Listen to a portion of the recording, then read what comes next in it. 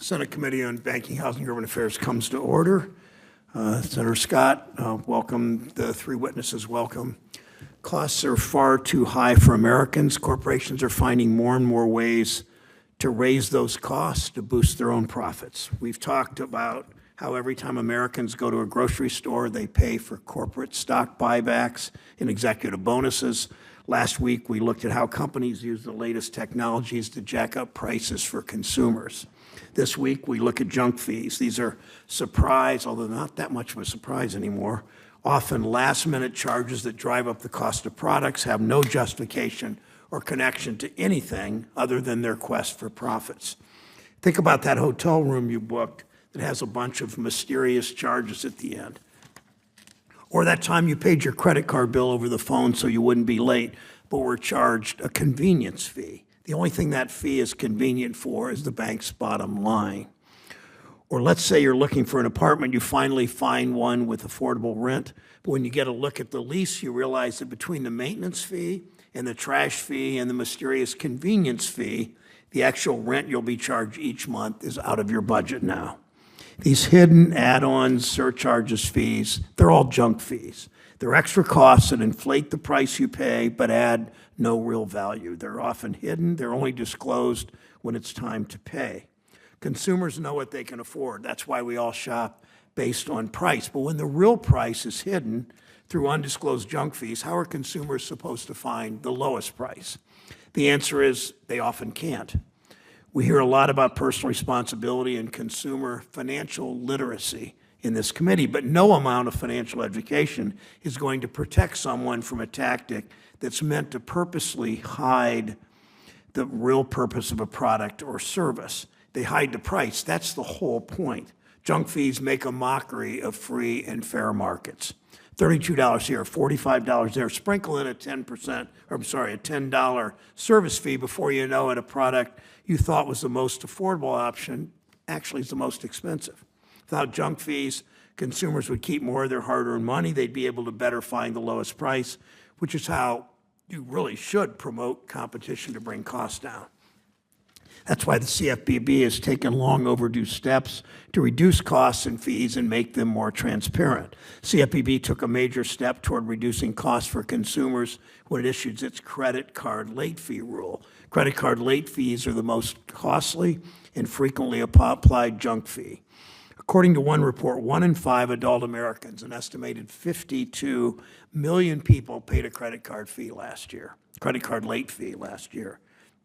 By law, credit card late fees are supposed to be reasonable and proportional. That's what the law says, reasonable and proportional to the costs that companies incur for late payments. So be clear, there are massive trillion-dollar Wall Street companies. The idea that you are missing your payment due date by a day or two is imposing some huge cost on the credit card company is just patently ridiculous.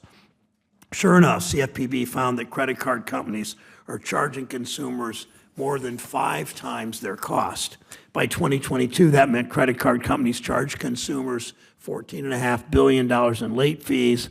That's up $3 billion over the previous year, and who knows what next year will be. The new action by the CFPB will lower credit card late fees that the largest credit card issuers can charge down to just $8 if it stands. This will save Americans more than $10 billion in fees each year. Of course, the biggest banks oppose it.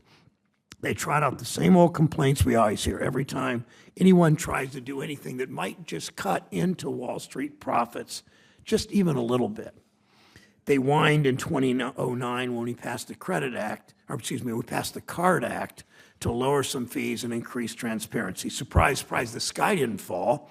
Consumers still have access to credit, and of course, credit card companies still make billions in profits. Of course, it's not just credit card late fees. Junk fees are piled on top of all sorts of services and products. CFPB found that some auto loan services charge $1,000 in repossession fees, almost 3 times the average repossession costs. Unsurprisingly, some owners never recovered their cars because $1,000 is an amount many working families cannot afford out of the blue. Rental housing. Junk fees that are added to the advertised rent can make the actual rent paid unaffordable. We've seen cases where the advertised rent grows hundreds of dollars a month once all the fees were added on top of the rent. Application fees, utility deposits, trash fees, fees for the young man in my office pays a fee for the honor of paying his rent. Fee after fee after fee after fee. Imagine a family getting approved for a place they think they can afford, but then getting several $100s of surprise add-on fees when they go to sign their lease. Most renters can't afford these massive price increases, but they may not have an option once they paid all the upfront costs and set their move-in date. Be clear.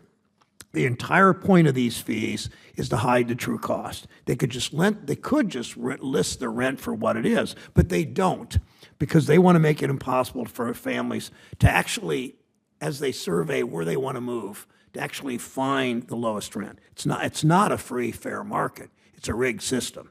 We need to continue working to expose and crack down on those fees that are raising costs on Americans to push already high corporate profits even higher. We need to defend the CFPB's work that has refunded $260 million to consumers for unlawful junk fees already saved that money and will save consumers billions in the future. Corporations raising these prices have armies of lobbyists to fight for them. At the beginning, I said people, when they go into the grocery store to shop, they're paying for stock buybacks and bonuses for executives, not too different in this world, in the banking world, in the apartment world, in the car repossession world. Our job is to stand up to those corporate lobbyists to work for everyone else so that consumers can actually keep their hard-earned money. Sarah Scott.